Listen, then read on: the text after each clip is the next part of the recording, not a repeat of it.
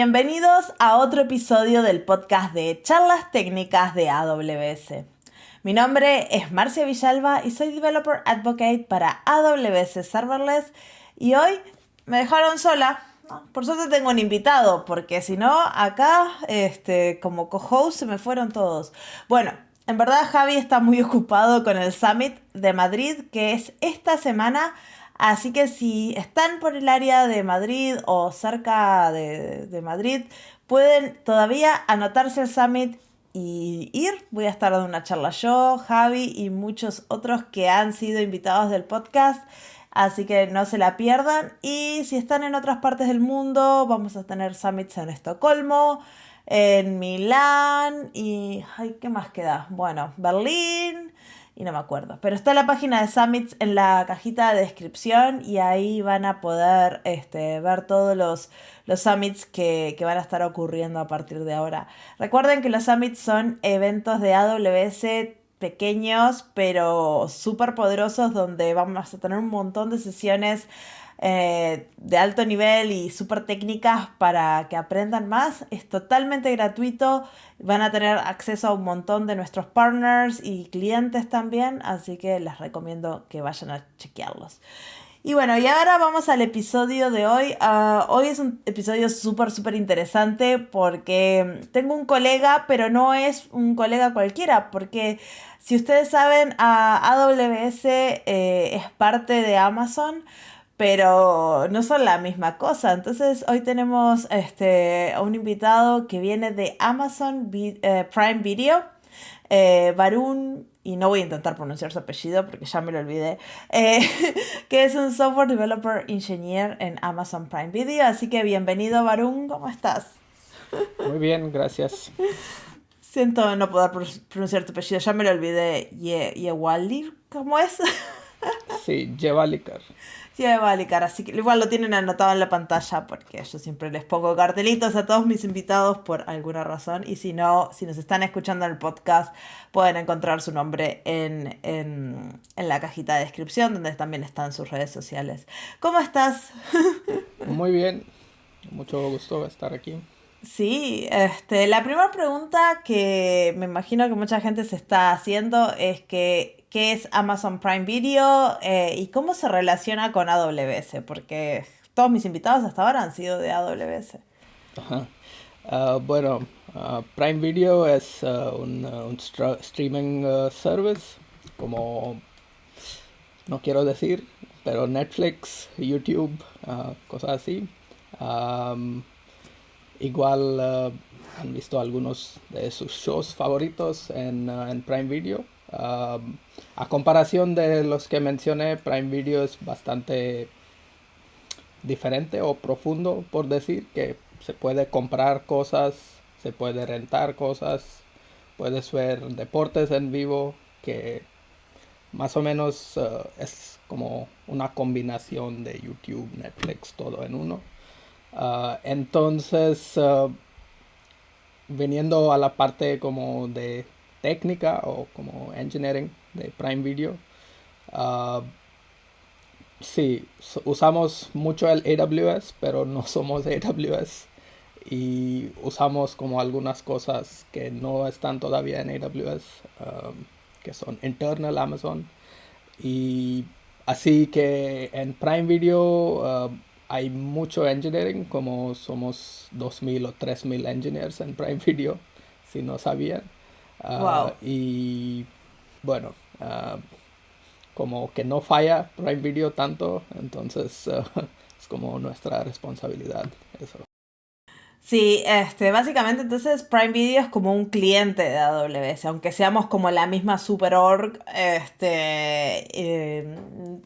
usan los servicios, pero no son clientes, los usan como cualquiera. Y también muchas de las cosas a veces de Amazon en general empiezan como investigación en Amazon y después terminan transformándose en servicios en AWS en base a todo lo que aprendimos en Amazon, ¿no? Entonces, es como una simbiosis entre Amazon usa los servicios de AWS como cliente y nos da mucho feedback, pero también muchas de los servicios de Amazon que terminan teniendo una escala enorme y un uso enorme terminan transformándose en servicios de AWS más genéricos. Entonces es una simbiosis muy, muy curiosa. Y vos como software developer engineer, ¿qué haces en Prime Video?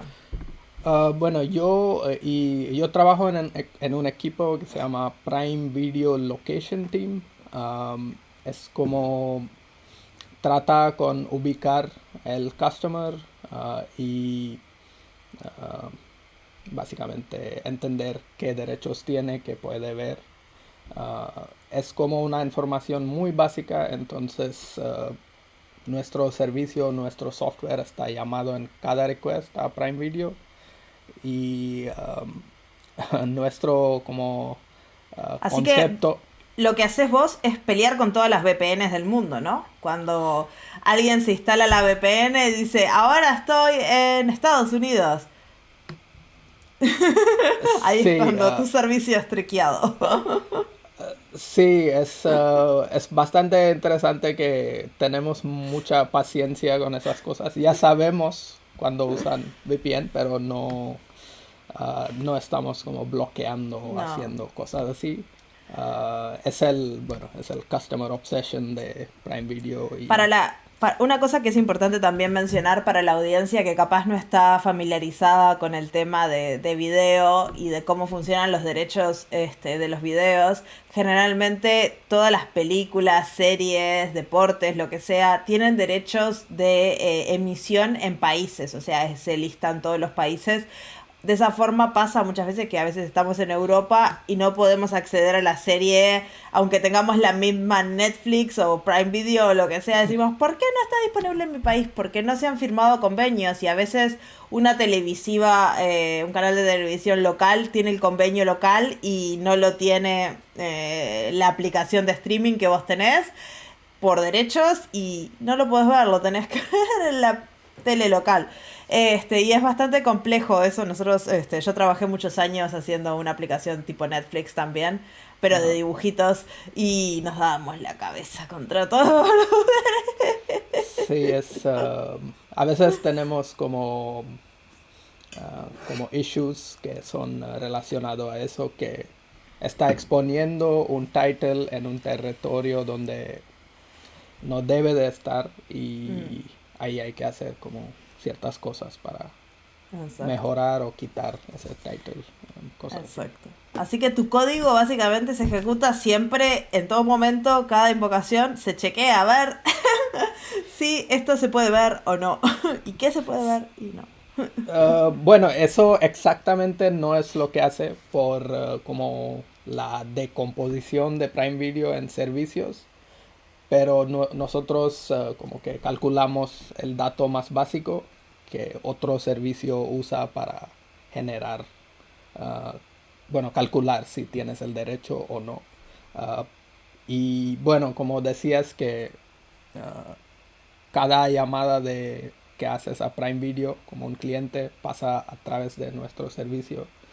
Entonces, un, un trivia es, estamos ya como que en la escala de como 2 million transactions per second y más.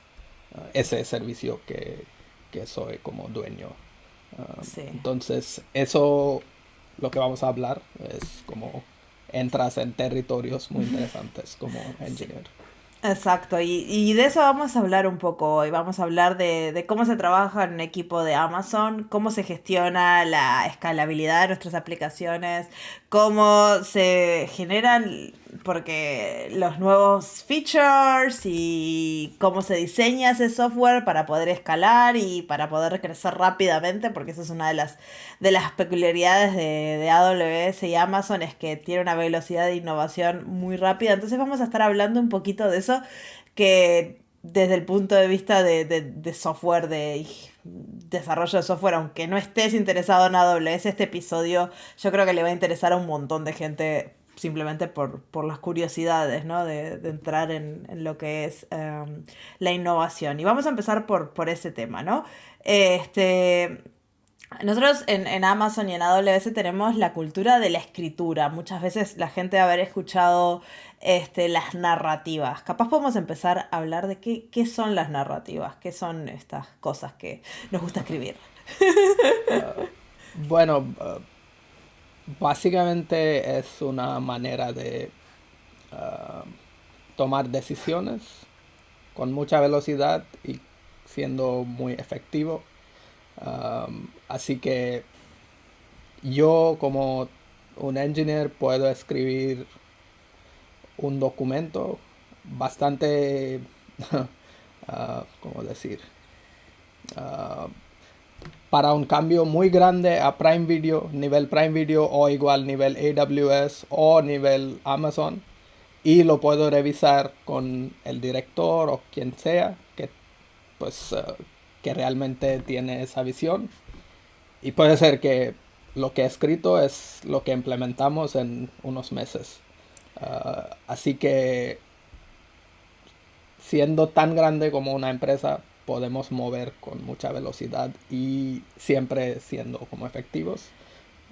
¿Y qué Y encontramos adentro de una narrativa? Imagínate que vos querés hacer una nueva feature. ¿Cómo se escribe una narrativa de eso? ¿Qué cosas son las importantes que hay en ese documento? bueno, como sabes que ya hay como varios tipos de narrativas con los que yo relaciono normalmente, o los que escribo yo son los que llamamos Technical Design Documents. Mm, Y ahí es cuando vas a trabajar con, por ejemplo, un equipo de business developers o de product managers que ya tienen algo sobre el feature. Te van a dar los requirements. Los requirements digamos que lo proyeccionas en como términos más technicales para que entienda tu equipo y con quién lo vas a revisar. Y luego hablas de como las alternativas para implementar esos requisitos. Y siempre hay una sección de los non-functional requirements, que algunas de ellas vamos a hablar próximamente, que son como testing, optimization, scaling, los precios de las cosas que vas a utilizar. Y lo más interesante es que todo eso puedes hacer tú como un engineer, y podría ser una decisión muy grande en relación al equipo que trabajas en Prime Video, en Amazon, AWS, lo que sea. Y bueno, pienso que es un proceso bastante como ¿cómo se diría? Como evolucionado. mm, sí.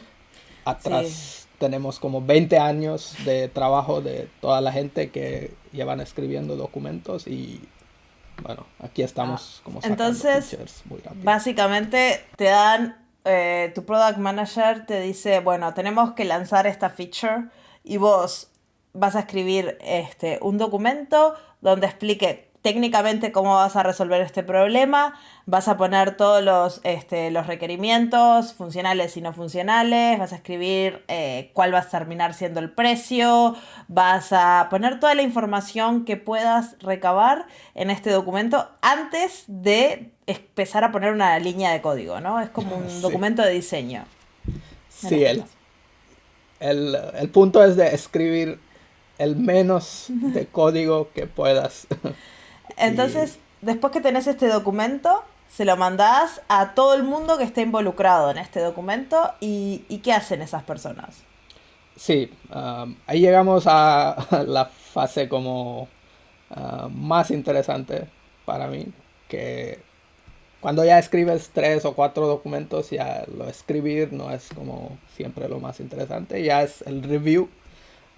Y revisas el documento con tu equipo, los otros equipos que van a tener que hacer trabajos, van a ser como los managers de varios equipos, y igual puede ser que lo revisas con un principal engineer o con un senior principal engineer, dependiendo del del tamaño de cambio que estás proponiendo.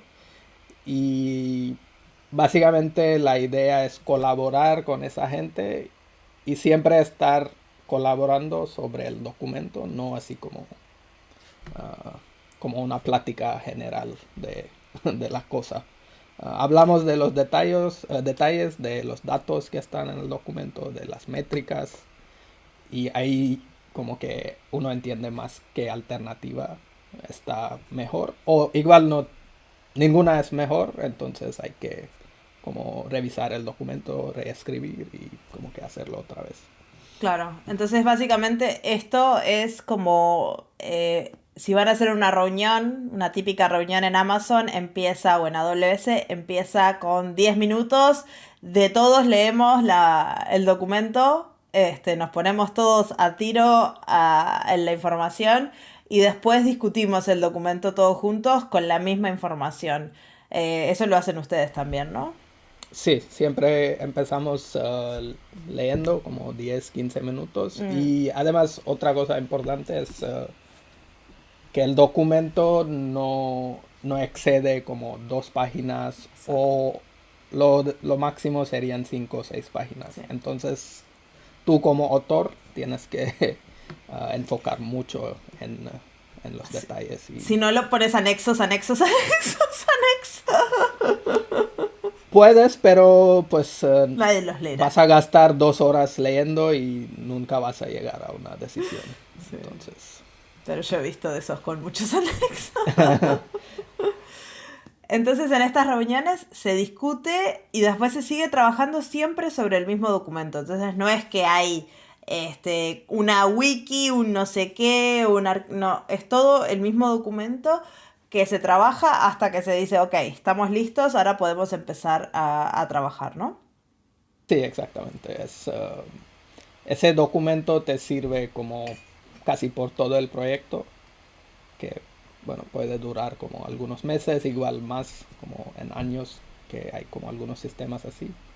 Y ah, sí, después de todo eso, igual vas a implementar algún código. No, Pero, obvio, esa es la idea. pero bueno, pasas como pensando mucho en el sistema, como en los edge cases, en todo alrededor de lo que vas a implementar. Entonces, al momento que empiezas a implementar, ya eres como un experto en esa cosa. Claro, y también me imagino que durante la escritura de la narrativa están diseñando el software, ¿no? Ya armaron la decisión de cuántos microservicios vamos a tener o qué servicios tenemos que modificar o cuál va a ser nuestra integración, por ejemplo, si usamos servicios de AWS o no, o cosas así. Sí, es como a veces escribes como un specification más como detallado, como Ok. qué API va a ser, cuáles son los inputs, outputs. Igual a veces lo que me gusta es escribir como un high level document y otro como un low level document donde hay como mucho detalle técnico y que puedes revisar solo con los engineers que lo van a trabajar realmente.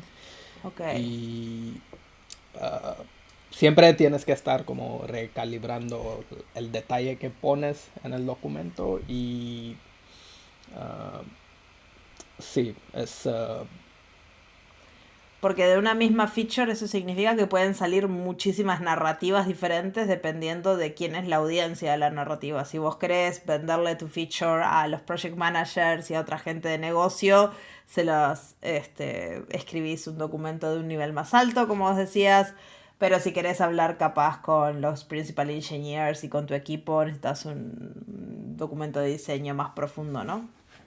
sí, normalmente no pasa como que puedes usar el mismo doc si ya tienes como experiencia escribiendo los docs, pero depende del cambio, obviamente, que tan grande es.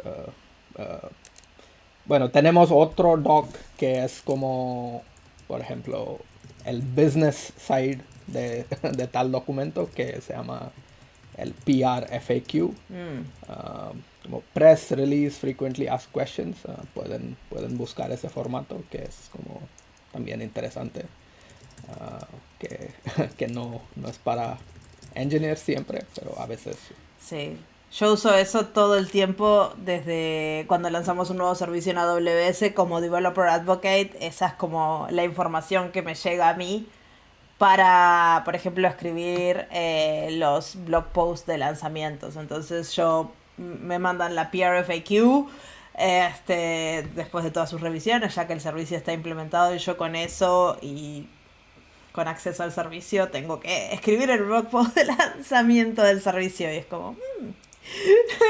Sí, es como tenemos algo parecido que, por ejemplo, nos va a llegar el PRFQ de un feature.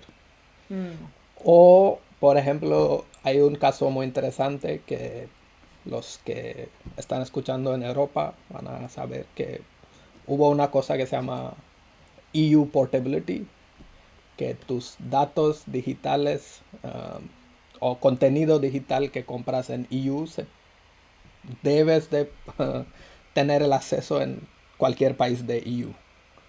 Entonces ese fue como un PRFQ de Government Regulation que nos llegó, como de cierta forma. O el famoso GDPR, que, bueno, son Sí. como diferentes cosas dependiendo en dónde El trabajas con eso. PRFAQ viene desde la metodología que nosotros llamamos de working backwards from customers, de trabajar desde la necesidad del cliente hacia atrás, ¿no? Entonces, tradicionalmente lo que se hacía es bueno, se sigue haciendo, se escucha las necesidades de los clientes, se escribe básicamente el press release, lo que saldría a la prensa sin tener nada hecho, y se responden un montón de preguntas que serían como las que nos harían cuando lanzaríamos este servicio, y después de eso se empiezan a hacer las narrativas de las features en particular que vos mencionabas o del servicio, del lanzamiento. Se va como granularizando cada vez más hasta que se llega a la solución, ¿no? De desarrollo que se va a transformar en código. Sí, Pero exactamente. es un proceso muy, muy interesante, ¿no? Desde cómo desde una necesidad de cliente se llega a una solución de código. Me imagino que en Prime funciona igual que en AWS, ¿no? Que nosotros creo que el noventa Sí, por ciento de las cosas son Customer Feature Request. sí, debo de mencionar que el technical document que escribes, que no es un PRFQ, pero ahí también el central es el customer. El cliente. No, no vas a hacer un technical design document por gusto nada más. No, Debes de sacar un beneficio al customer al final. el cliente siempre tiene que sacar un beneficio. Entonces ahora llegamos a que tenemos nuestra narrativa y cómo funciona un equipo de desarrollo, ¿no? ¿Cuánta gente hay? ¿Cómo se empieza a diseñar y luego a llevar a código todo eso, ¿no? Sí, tenemos esa idea en casi todo el Amazon, que es el Two Pizza Team, que Suena muy el, raro en español. el equipo de dos pizzas. Bueno, Sí. Que pueden que comer dos pizzas grandes familiares de Estados Unidos, porque en Europa las pizzas son individuales. sí, serían dos desarrolladores. Exacto. No sirve. Pero son esas pizzas grandototas de Estados Unidos, ¿no? Que puedes darle de comer a mucha gente. Si tenés ingenieros que comen mucho, tendrás menos gente en el equipo. Ah, y básicamente la idea es que ese Two Pizza Team es como ah, tiene mucha como independencia, puede tomar sus decisiones, puede hacer como trabajar en un business problem ah, como discreto que como muchas otras cosas. Y así algo que es muy interesante para mí como un engineer es que los engineering decisions que tomas en ese equipo a veces pueden ser como muy diferentes a los que está tomando otro equipo, dependiendo de lo que están haciendo. Entonces hay mucha como independencia de esa forma. Y Por ejemplo, ¿qué tipo de decisiones pueden tomar? uh, algo que hemos hablado y escrito es cómo usamos el Kotlin en Prime Video y en mi equipo, más bien, que fue un éxito para nosotros. Cambiar de Java a Kotlin, escribir menos código y tener como más eficiencia en nuestros sistemas. Y esa decisión fue como, pues nadie lo estaba usando en esa época en Amazon. Entonces hicimos como un proof of concept, escribimos como un pequeño documento argumentando como los beneficios y encontramos una manera de hacer un cambio como incremental desde Java a Kotlin y pueden ver el link de un artículo que hemos escrito sobre eso. Otra decisión que sería más es más común sería como cambiar de una tecnología a otra. Como en mi equipo ya estamos usando algo que se llama AWS Elastic Cache. Antes estábamos usando una tecnología como de Amazon que nos estaba causando problemas, entonces esa decisión fue de nuestro equipo y también es algo que salió con el mismo proceso de hablar de los customer benefits, escribir documentos y luego ir a la implementación y mover adelante. Claro, porque a ustedes no les obligan a usar los servicios de AWS, son clientes y como todo cliente puede elegir qué usar, qué no usar, cuándo usarlo. Sí, exactamente. Si el Elastic Cache no llegaría al use case que teníamos, entonces ahí igual hubiéramos lanzado como algo, como algún, uh, ¿cómo se dice? Como un En cache que, inglés, un cache de ustedes. así Sí. un cache de como hosted por nosotros, que no es un managed service de AWS. Uh, y eso estaría bien en los parámetros de como este sistema y igual otro equipo de este tu pizza team puede usar como otro sistema y no hay como normalmente no hay como esas metas o como esas direcciones desde arriba Eso está que, bueno. que nos no nos gustarían como engineers. Entonces, cuando eligen qué solución usar, por ejemplo, me imagino que harán como benchmark test, a ver de qué librerías o qué soluciones les ayudan. Por ejemplo, en el caso de ustedes, de llegar a esa escalabilidad de 2 millones de transacciones por segundo, es como... ¡guau! Sí, es como es parte de el proceso de investigación hacer como un prototype, hacer como benchmarking.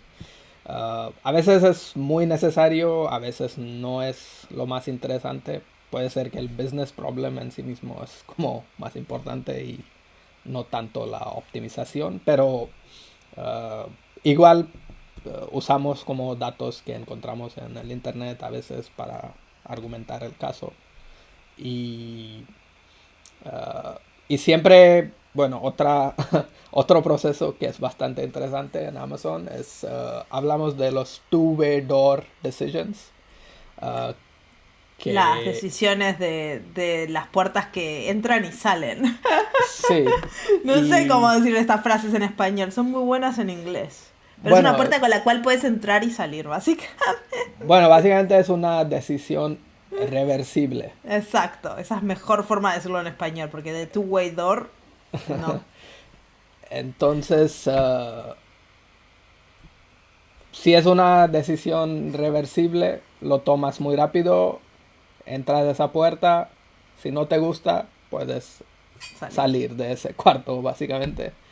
Y si es un one-way door decision, ahí es cuando como que tienes que pensar mucho, consultar gente. Y hay como muchos casos donde puedes como que uh, decomponer una decisión en muchos two-way door decisions y estás como muy libre a como experimentar con Sí, sí. tecnologías, con lo que sea. Entonces, pueden analizar sus decisiones de esa No, forma. eso es súper interesante porque eso le permite a los equipos de cualquier tipo dentro de Amazon de poder ser dueños y decidir lo que quieran y básicamente mientras no hagas algo que no pueda ser revertido, podés usar lo que quieras y eso te da mucha velocidad porque no tenés que andar preguntándote a tu jefe no le tiene que preguntar al jefe, de voy a hacer esto, ¿está bien? Es como, bueno, te contratamos, sabés que mientras Es, no rompas nuestra confianza, creemos en ti, toma las decisiones correctas, hace tu trabajo.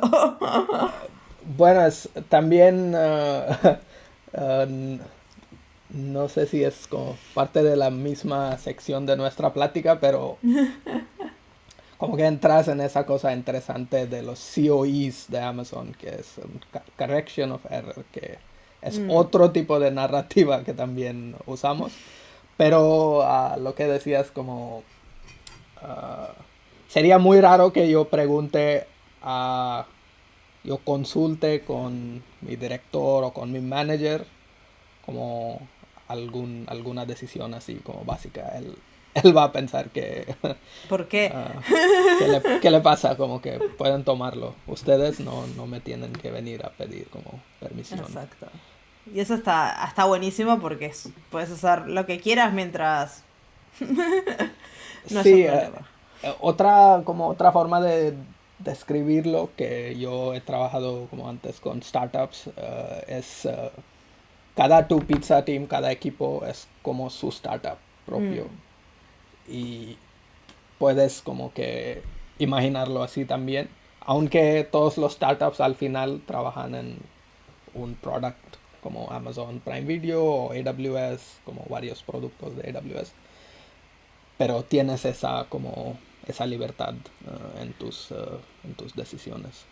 Y ahora, intentando pensar un poco en la arquitectura del sistema y los two pizza teams, ¿significa que cada two pizza teams es un microservicio o un two pizza team puede gestionar muchos microservicios? ¿Cómo se relacionan estos dos conceptos? ¿Hay alguna relación? Capaz no hay ninguna dentro de lo que es Prime. Sí, lo que yo he observado es como un tu pizza team va a tener como un business problem como discreto y Mm, adentro de eso normalmente hay como o uno o dos o tres microservices.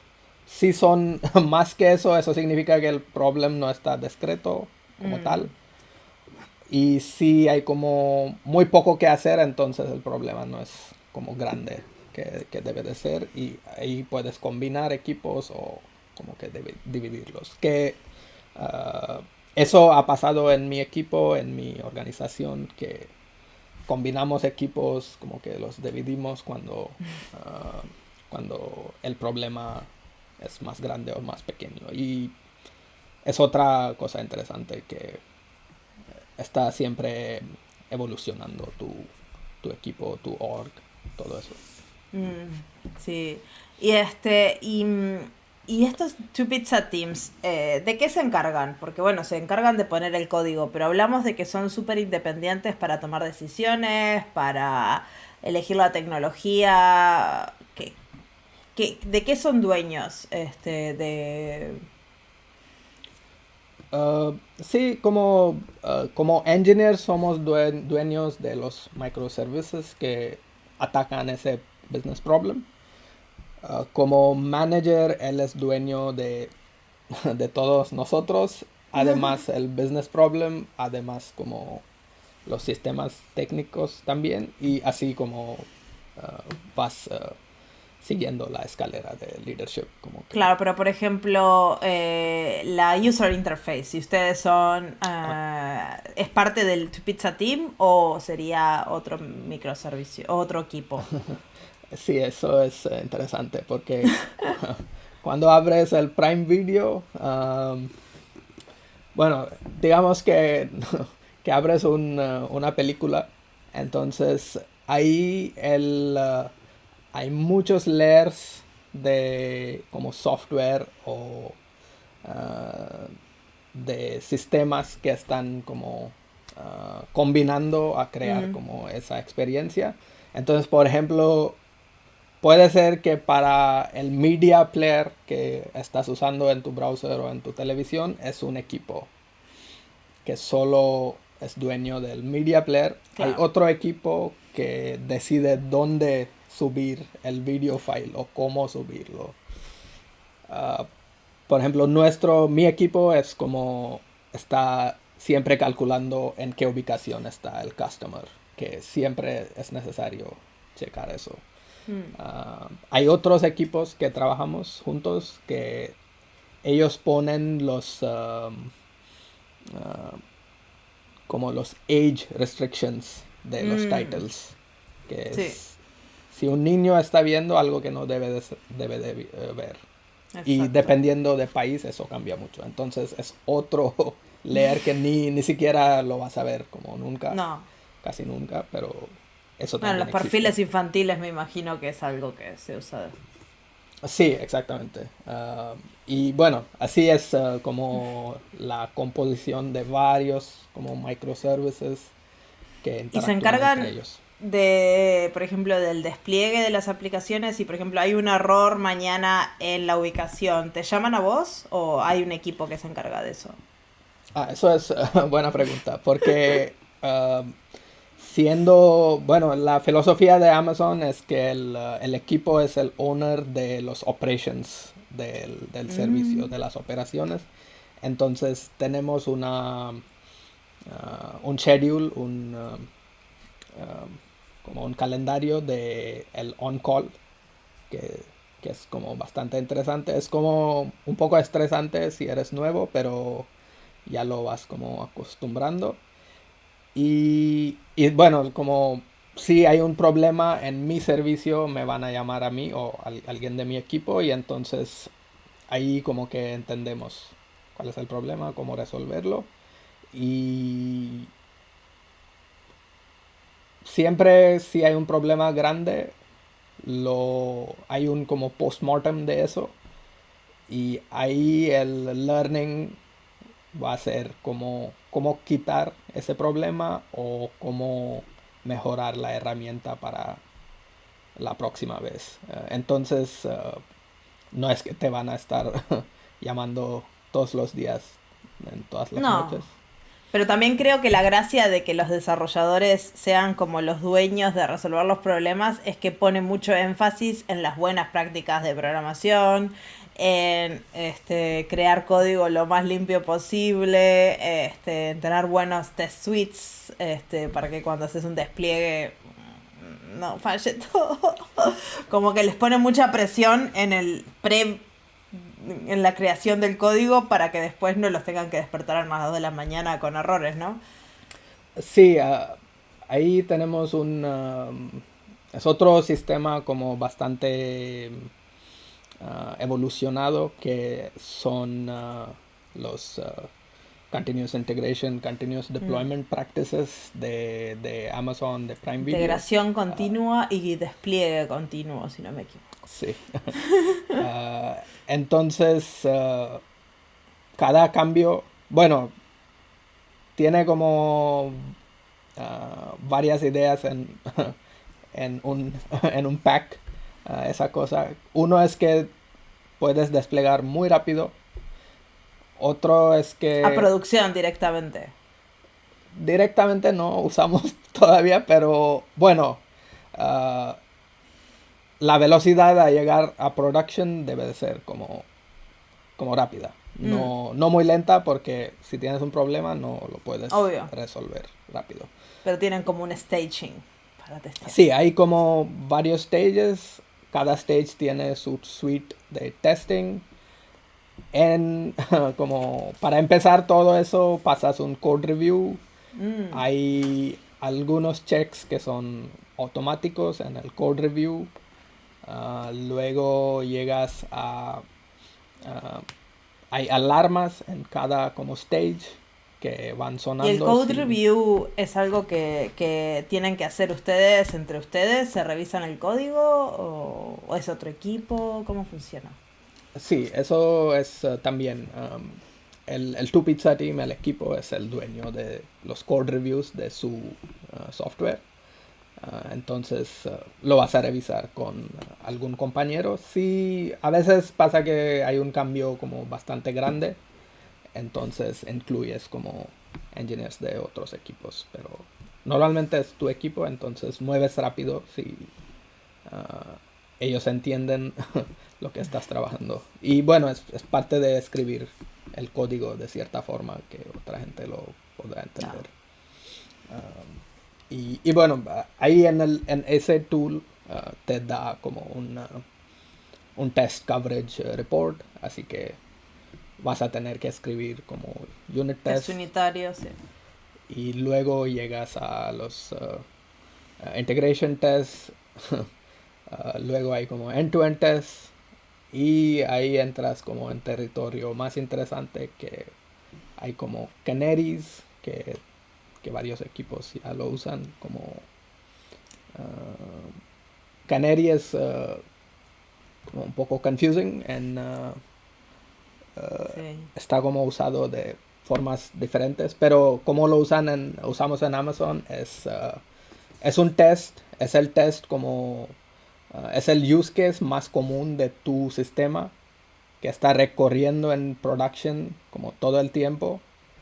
Entonces, si el canary tiene un problema, eso es bastante grave que como Sí. el Se use case llama más Canary, importante no o está. en español yo le diría el canario, porque viene a hacer Sí, referencia al canario que había en las minas, que cuando se lanzaba algún gas tóxico, el primero que se moría era el canario, y cuando se moría el canario tenían que salir todos corriendo de las minas. Entonces, esta es la misma idea, ¿no? Tenés ese test que está corriendo todo el tiempo, y si se te muere ese test, alerta mundial, explotó algo, tenemos que ir a revisar porque se nos murió el canario. Y de ahí sí, viene la idea del canary testing, el test del canario en español. Suena muy feo, pero bueno, lo traducimos así.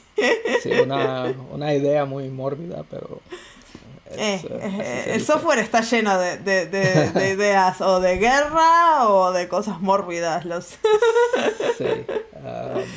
Bueno, tenemos este tipo de test y luego hay como algo todavía más interesante que son los game days, que son... Pero antes de llegar ahí, quiero hablar un ok. poquito más de lo que son los integration test y los canary test, porque me parece que muchas empresas y muchas compañías no los hacen, más allá de lo que son los game days, que eso ya es otro nivel, pero capaz hablamos un poquito más de los integration tests. Eso es algo que escriben ustedes cuando lanzan una nueva feature, ¿tienen dentro de sus cosas que tienen que hacer escribir integration tests o no, nadie les pide?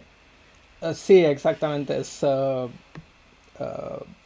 básicamente cuando empiezas una tarea de implementación, el, como el pre-implementation o el como antes de empezar a escribir el código, vas a pensar un poco en qué es lo que realmente vas a tocar con ese cambio y si hay interacción afuera de ese software, entonces ahí es donde necesitas como un integration test surface al cambio.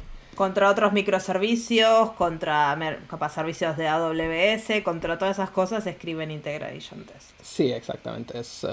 Por ejemplo, a los servicios que llama mi servicio, qué impacto tiene ahí ese cambio. Entonces ahí necesitas como un integration test. Ah, Claro. básicamente el unit es el cambio más pequeño que vas a hacer. Entonces ahí escribes un unit test que es adentro de ese software y luego vas saliendo como más afuera. Que el Claro. siguiente nivel es integration y el tercer nivel es como el end-to-end. ¿Y cuál es la diferencia entre end-to-end e integration test? Porque yo creo que eso es algo que se confunde mucha gente. A veces se usa como uno u otro. No, yo no soy tan como tan opinionated sobre ese definition, pero bueno, la idea es que un ejemplo puede ser si cambias nuestro servicio de location, un end-to-end muy grande puede ser el test de todo el Prime Video. que un escenario, bueno, los end-to-end test escriben como de escenarios, como entrar Prime Video y poder hacer el login y ver algo. Exacto. Entonces, a veces es posible hacerlos automáticamente. A veces puede ser que es un QA team que es como responsable para hacer como ese tipo de integración más grande.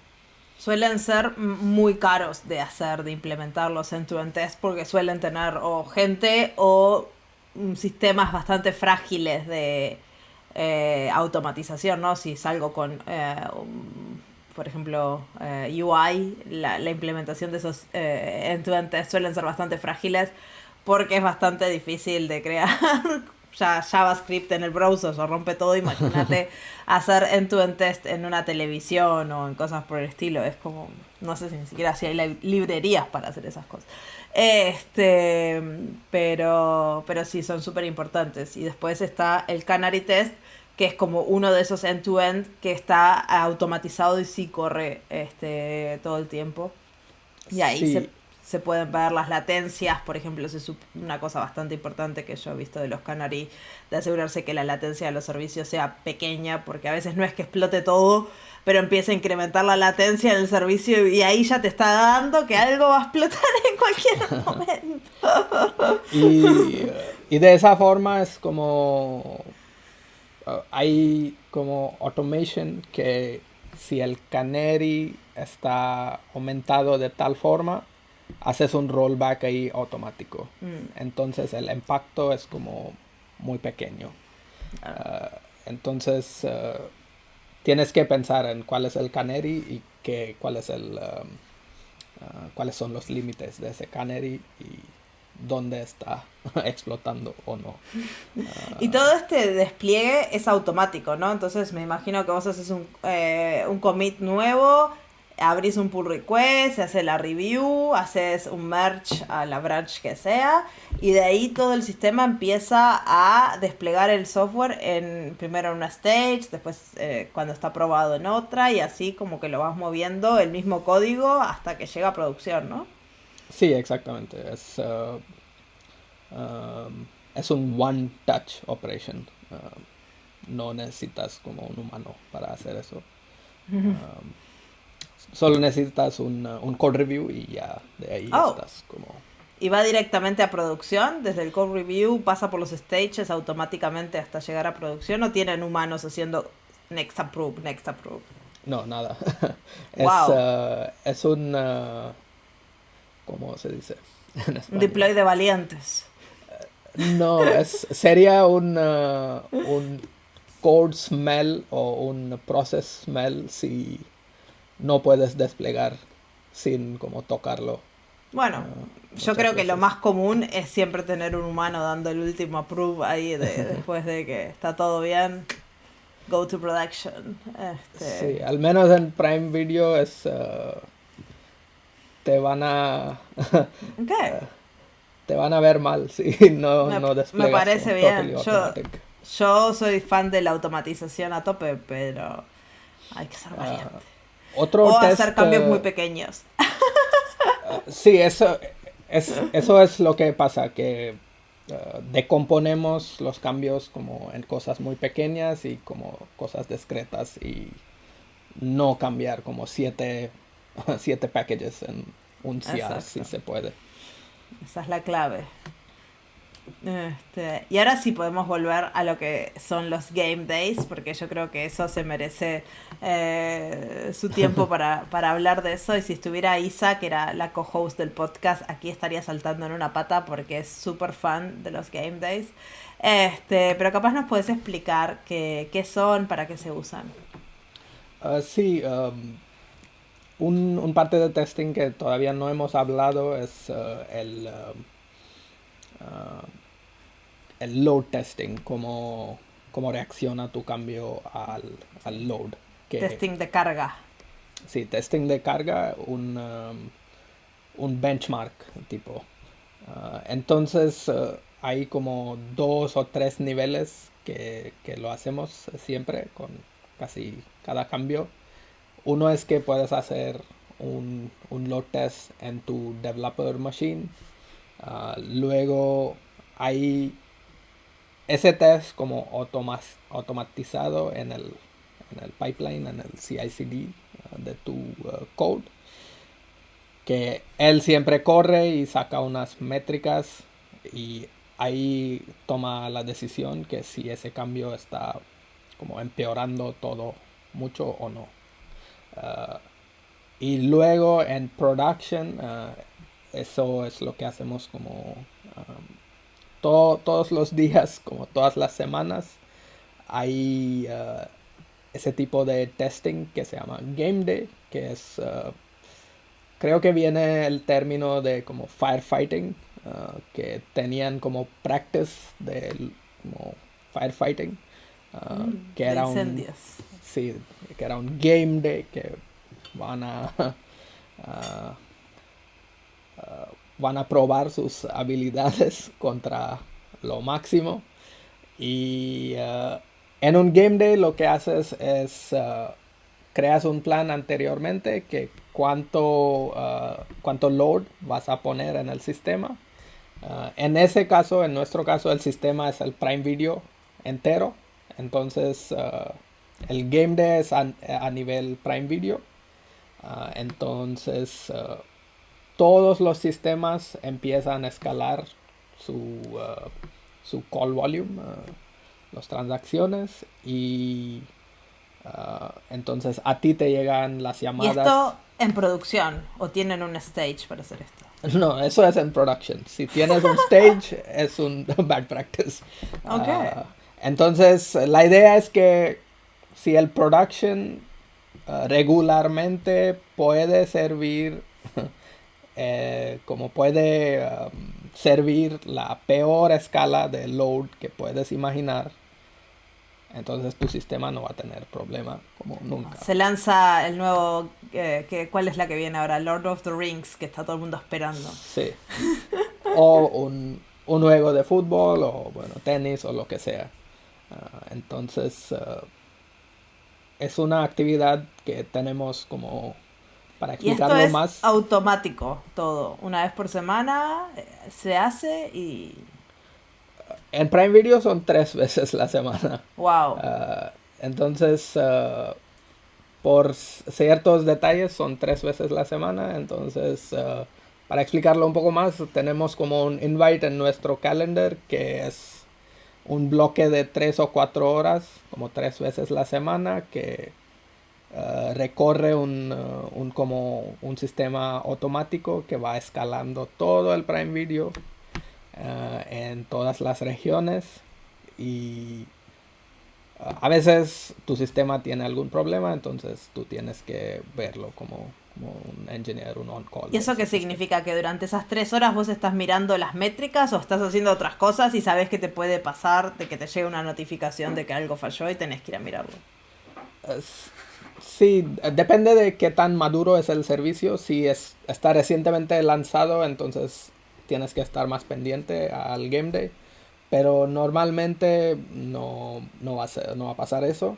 Entonces, el sistema también te crea un reporte automático al final que dice que, mira, con este load pasó esto, el latency fue así, el ¡Wow! CPU fue de tal forma. Y ahí puedes como que mirar si estuvo algo raro Empeoró o y puedes mejoró. analizarlo. O Sí. sea, capaz algún Y lanzamiento de esa semana hizo que, no sé, la latencia empeorara y eso lo puedes ver, por eso también.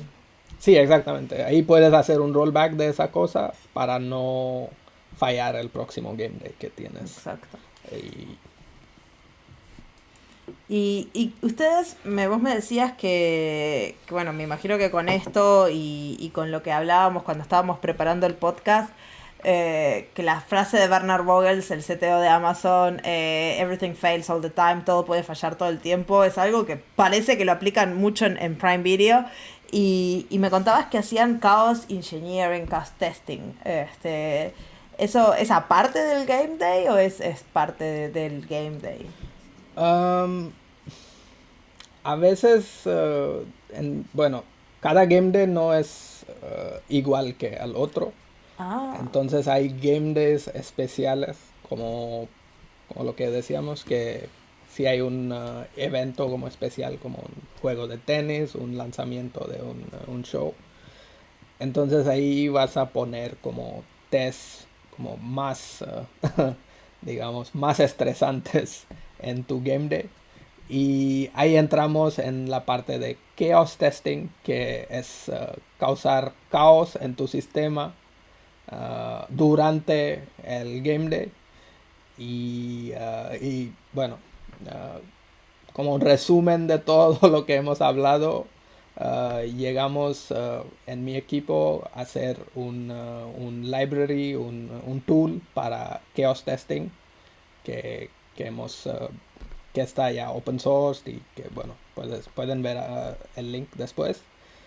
Bueno, eso a ese tool puedes señalar qué tipo de caos quieres introducir en tu sistema, en cuál hora del día, y así él empieza como que fallar algo. Por ejemplo, un test simple, un escenario simple puede ser que consume todo el CPU de 50% de los instances. Y la idea es, ahí entramos en qué va a pasar cuando no tienes un AZ en tu servicio. Si has implementado el AZ failover bien o no. ¿qué es AC failover para la gente que no sabe? AZ es el Availability availability zone, zone una zona de disponibilidad. sí, de AWS normalmente. Y la idea es que despliegas en como normalmente despliegas en tres availability zones en cada región. Por ejemplo, si tienes un deployment en Dublin, en el data center ahí, entonces vas a desplegar en tres AZs allá. Y básicamente puede caer uno, pero los otros dos deben de tener la capacidad de servir todo el tráfico. Uh, la gente hace eso, pero bueno, no la gente, pero todos nosotros como engineers hacemos esto como best practice, pero uh, on the flip side como que nunca probamos ese Mm. failover. Eso es típico de, tenemos el backup de la base de datos, ¿sabés cómo restaurarlo? No. Sí, que bueno, que recientemente ha pasado con Atlassian. Uh, y bueno, así otro escenario de failure más, igual es más simple, que ejecutas las llamadas de tu servicio a como tu database o otros sistemas externos que vas a usar. Mm. Y en esa llamada tienes como timeouts, retries, circuit breakers, pero lo has probado en production en una situación de load, entonces ahí también ese tool te puede ayudar. Claro, porque el circuit breaker es un patrón que se usa mucho cuando llamamos a servicios externos, que básicamente te ayuda a no agobiar el servicio externo y si el servicio externo falla, a mandarle llamadas como no todas de golpe y empezar a hacer como un back-off exponencial. Pero es muy raro que eso lo pruebes. O sea, vos lo diseñás, lo pones y decís, está. Y, ¿Cuántas veces? y aquí lo interesante es que, ok, lo implementaste y igual lo probaste en tu developer Claro, sin machine carga. o en otro stage de alfa, beta, lo que sea, pero en production es donde hay Otra la historia. carga. Sí, sí, Y sí. Y ahí, cómo muere tu base de datos o cómo muere tu instancia. bueno, que como al final igual has pensado como con mucho, ¿cómo se dice? Como lo has analizado mucho, pero el base de chaos testing es cuando uh, estás en un distributed system. Uh, el distributed system tiene como propiedades emergent, Mm, que son behaviors que no se muestran como cuando no hay la escala, cuando no hay toda la sí. complejidad de production. Entonces, Exacto.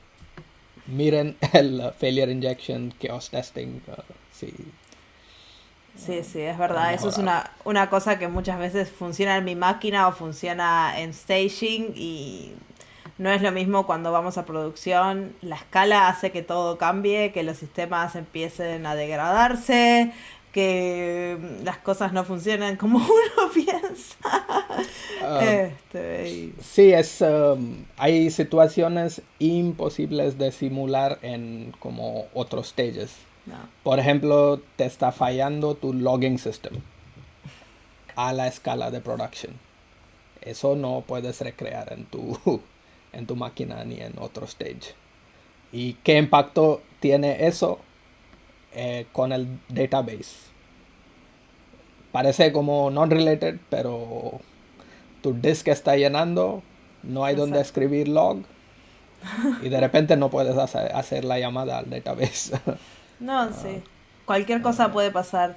Y esto está buenísimo porque todas estas herramientas me imagino que empoderan un montón a los desarrolladores, ¿no? Porque al poder desplegar de forma tan segura y tan rápida, tener esta simulación de load y de chaos engineering tan constantemente, vos sabés que cualquier cambio grande que hagas o cualquier cambio en general que hagas se va a ser detectado eventualmente. O sea, a ver, siempre los bugs siempre pasan.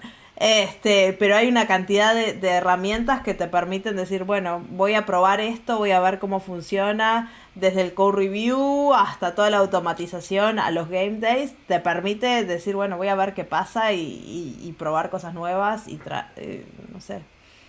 Sí, exactamente. Nosotros hablamos de uh, como cuánta confianza en como porcentaje tienes en ese cambio. Hmm, Entonces hay como varias dimensiones, que es una dimensión puede ser qué tan grande es el cambio. Otra puede ser qué tan testable es el cambio. Como puede ser un cambio chiquito, pero no lo puedes probar en unit testing o en integration testing. Y así como que uh, si, si ya tienes experiencia con un sistema de CI/CD, entonces puedes imaginar como a todos niveles qué va a pasar con tu cambio. Y normalmente la idea es aumentar la confianza en cada despliega.